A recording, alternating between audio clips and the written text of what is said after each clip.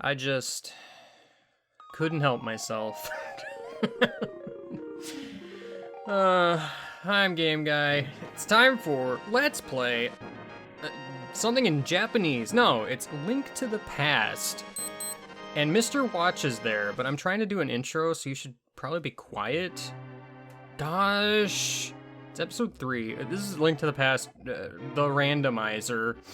You know, see, it says the Randomizer. Wow! After mostly disregarding what happened in the first 2 games, Link decided he's just gonna awaken, and that's it. It's Link's Awakening. It's not, actually. It's not. Because if this were Link's Awakening, it'd be a completely different game. Actually. Ganon has moved around all the items in Hyrule. That's weird. Why would he do that? I'll have to find them all to beat him up.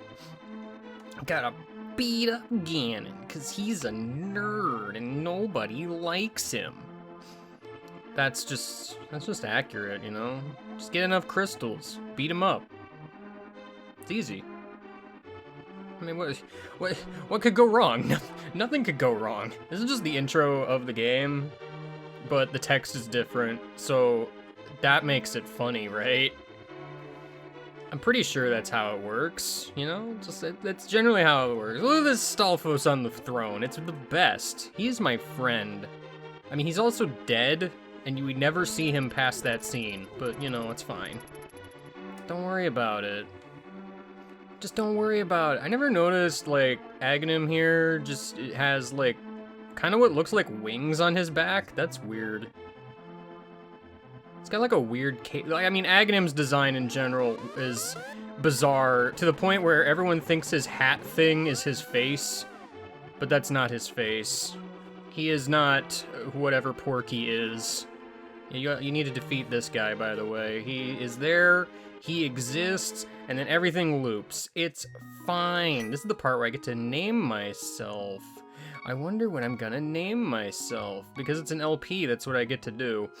In the Randomizer, you can actually name yourself with 12 characters because they did shenanigans to make it just one file. Anyway, I haven't LP'd in a while, so leave it to Kirby. That's the joke. No, we're not. We're not in go mode yet. We're not at all. We just aren't at all in go mode. Wow, Kirby looks hilariously out of place, but you know what? That's fine. Good. It's great. Remember Bombos?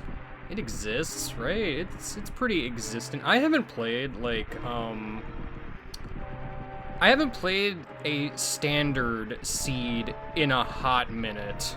It has been a long time. Quick note on medallions. I'm gonna be explaining a lot of things because, I don't know, it's possible some people haven't played the Randomizer before and don't know what the heck is going on, but, so this medallion here, I am not allowed to use it. I require a sword. This would never come up in the vanilla game, but this ain't the vanilla game anymore. Sup, uncle?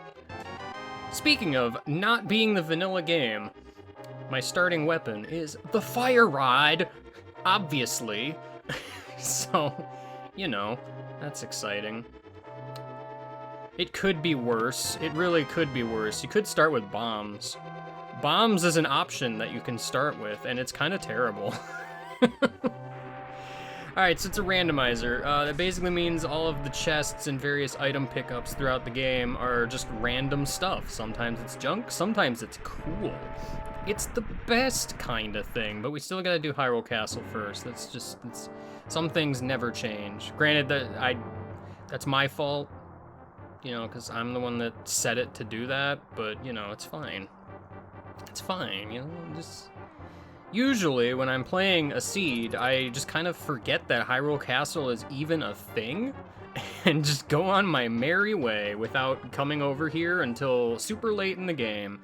Alright, dude, I got a fire rod. Heck with your entire existence. Give me your key. I desire it. I have desires and wants and needs, and they involve getting a key. It's just how it works, all right? Yeah, just running around. I'm just a Kirby. I can hold things up. I'm from Dreamland 3. It's pretty great. It's pretty great. All right. Getting past these guards is always fun, because you want to go up slightly at a certain point, and then you won't get seen immediately. That's just how it works. I don't make the rules. Imagine if I did. If I made the rules... Gosh, I can't believe such a thing could potentially happen. Fire Rod is a fun starting item. It's not my favorite starting item, but it's pretty good. Fire Rod still uses a lot of magic, so, you know, okay, so here's a fun backstory little thing here. Originally, in my plans for LPs and the like, remember when I did the LP of Link to the Past? And I killed that ball and chain guy? Hey Zelda, what up? She doesn't have a lot to say today, it's fine. Yeah, remember when I did that LP? Originally, I was planning to kind of jump straight into, like, doing randomizer seeds at that point, and I was gonna do, like, the cool, like, item introduction things. And then I just kind of decided not to. Mostly because, like, well, it was timing, mostly, because, I was sort of burnt out on randomizer for a while, so, just didn't happen, as it turns out. It was part of XL, wasn't it? I think it was. If you don't know what XL is, well... you must not have been around, like, 3 years ago. But either way, let's see. No, that would have been from the top, actually. So yeah, if you don't know what that is, you weren't around 3 years ago. Stop hurting me. I am a precious boy. Do not do this. Anyway, the point is, I decided I didn't want to do the item screens, because, like, unlike the vanilla game where they're kind of spaced out pretty good, I don't know when they're gonna show up. So I'm just gonna kind of talk about things as they go. It's fine. All right, Zelda, let's push this gosh dang thing out of the way. Let's just push it out of the way. It's fine. All right. Incidentally, you might notice I don't have the lamp yet, but everything here is lit up anyway. That is by design in the randomizer. This particular area will remain lit up for now. Actually, I don't know if it remains lit up forever or not. I actually don't know. This is kind of like an exception to the rule. Because despite the fact that in the vanilla game, you never have a situation where you don't have the lamp.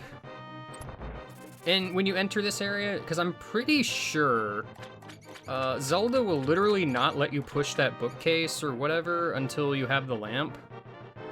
Which, I mean, I think I may have mentioned this in the LP. It can show up in, like, 3 separate places, depending on where you, like, first get it. So, you know, this is gonna be a thing, because this rat over here has a key, probably, yeah. I need to get that key. I desire that key. It is very vital to my survival. I did get lucky, and I have bombs, so I can go ahead and check this while I'm here, which is gonna be kind of advantageous, actually, because there's just, you know, 3 treasure chests in here. And one of them was a glove, so, you know, a glove and money. There are hearts under here. I'd like to stop beeping. That would be fun. Stopping beeping would be my favorite. By the way, the randomizer introduces a thing where I can switch items with L and R. So, you know, that's also a thing. I find myself doing it less and less when I get more items. Unless I'm just kind of walking somewhere and feel like cycling through things. But, you know. Alright, I made it here. Have fun hanging out here for the rest of the game, Zelda. I got a shovel. It is a thing that I have in my arsenal. All right. And so we begin by immediately abusing a glitch. Let's just go ahead and do that. So this is what is known as the Houlihan glitch. I'm not even gonna bother explaining what I'm doing because it's complicated. It's not really, but it involves jumping into the river 4 times to offset the camera in such a way that you will fall into this hole over here and end up somewhere magical. It's just how it works. See, there's rubies here. This is in the vanilla game too, actually. It's kind of neat. Basically, it just kind of involves, like, entering that screen at a specific camera position, which is why, like, you kind of hug the fence of the graveyard area and just don't deviate from that level of elevation. This hint tile, I think, yeah, it just talks about tournament winners from places.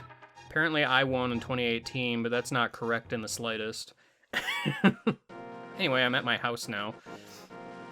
So that's the Houlihan room. It's basically just a dummy room that the game has where, like,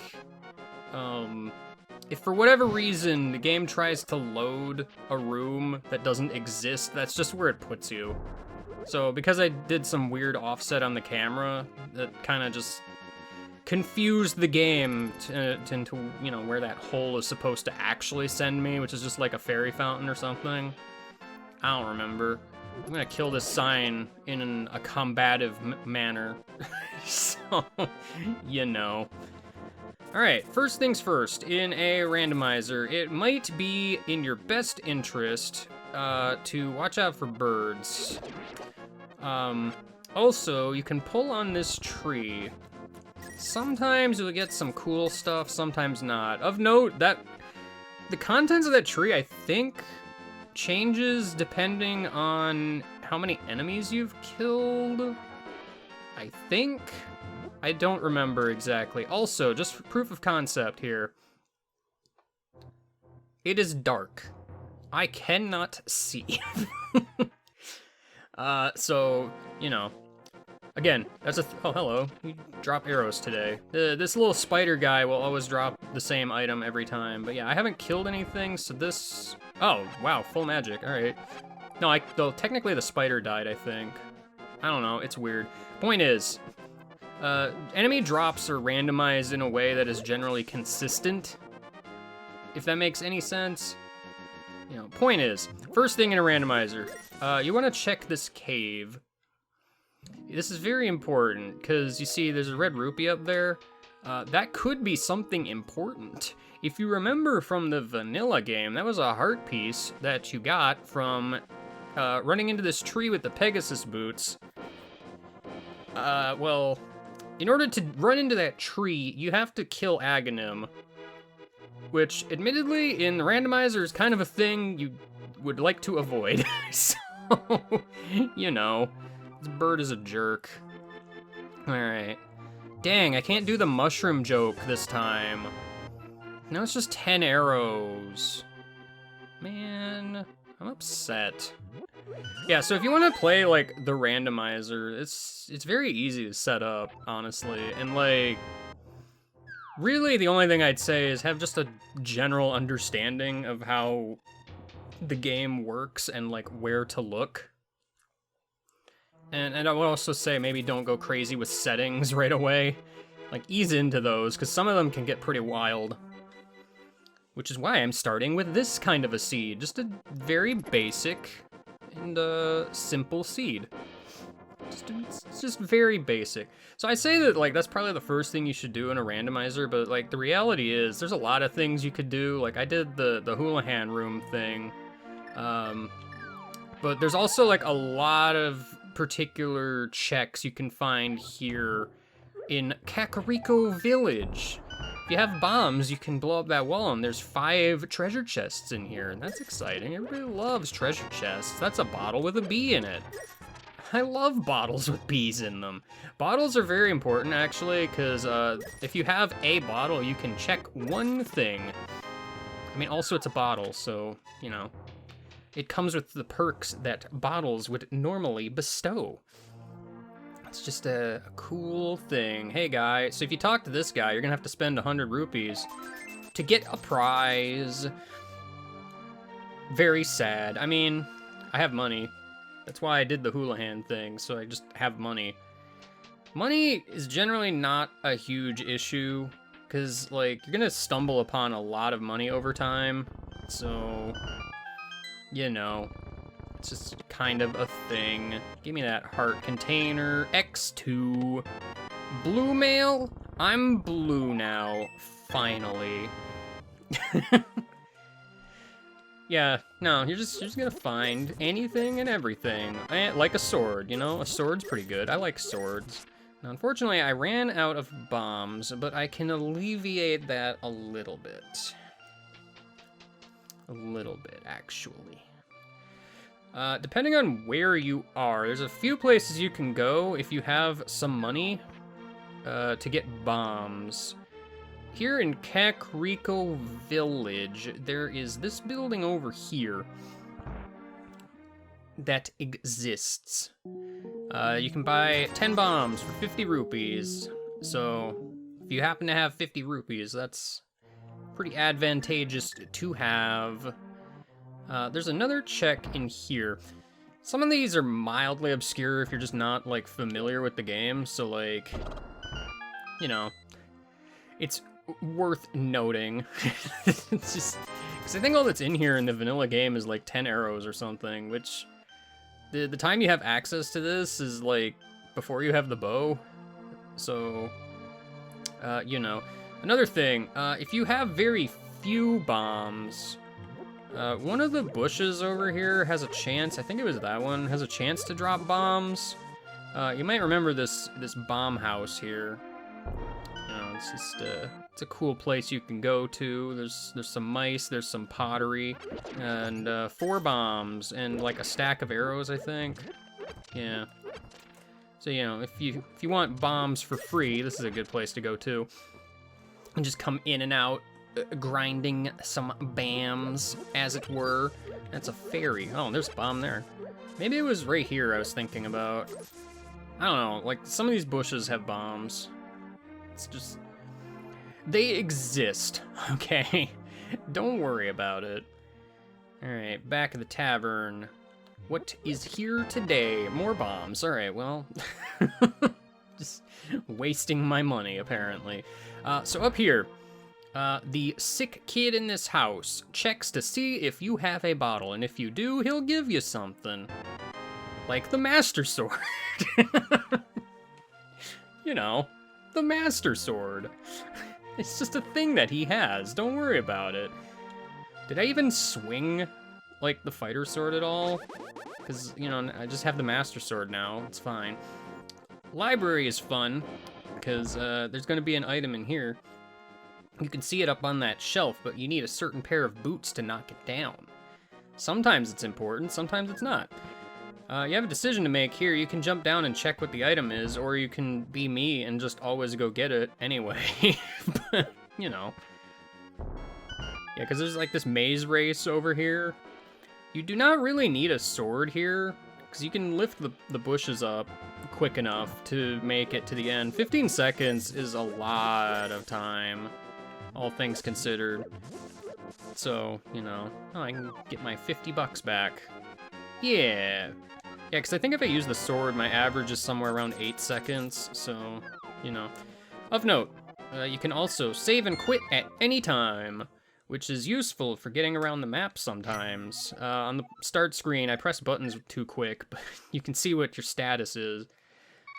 Starting at your house, I just want to show things real quick. If you start at your house instead of, you know, heading straight to Kakariko Village and all that, there is a shop over here that sells bombs, but you can also check something while you're here, so that can be valuable information. If you jump off this ledge here, yeah, you can see what's on that island there. So that's important. But yeah, you can come here, you can buy bombs here too. There's other places, but these are like kind of the 2 easy places to go. I'm gonna, real quick, finish my cursory exploration of the land. You know, because there's a few places we can go still that have various amounts of checks that we can discover. first of those. It's gonna be down here, where there's a super fun Watergate thing. It might have another name, but I'm not allowed to say such words. Alright, so you can push blocks. Everybody loves that 3-block puzzle. It's very exciting. I don't know what it is about that 3-block puzzle. Every time I see it, I'm just like, wow, there it is again.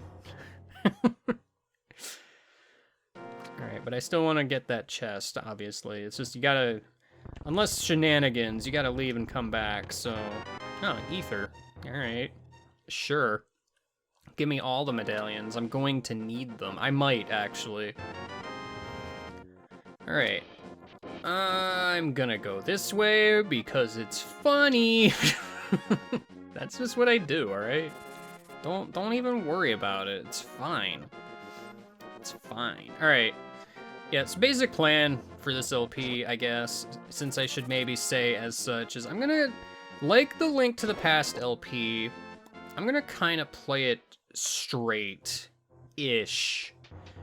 In the sense that, like, I'm not gonna do, like, really super massive sequence breaking, because, to me, it's not quite the best way to show off a new thing, but yo, Desert Grandpa has the goods.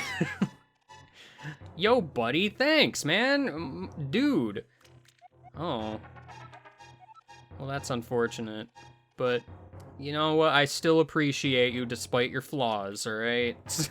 just putting it out there. Anyway, as I was saying, yeah, I don't want to, like, do any major sequence breakages, because yeah, you can do stuff in this game that was not even intended by either the vanilla game or the randomization itself.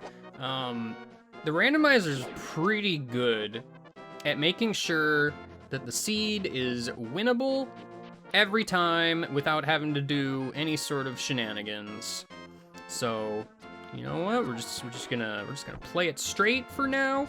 And if I do another one of these, which I have a feeling is extremely likely, then we'll go from there. I probably should mention that, like, if you have made a seed or whatever, there's like a spoiler log you can look at to tell where things are if you really want to, and like all the places have names. I probably should be bringing these up, but you know. This is usually referred to as Mini Moldorm Cave, I'm pretty sure. I'd have to look it up, actually, because, some of the names of places are weird. Don't forget to talk to this guy for a prize, because normally he gives you money. And today he gives me money, just significantly less. Wow, Titan's Mitts already, alright.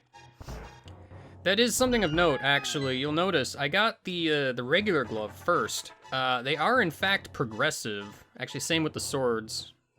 Thinking about it. So, like, if I went and got this chest first, it would have just been, like, the power glove, and then, like, the other chest would have been the Titan's Mitt in that case. So, you know, basically it just means you have to find both of them to, you know, have both of them.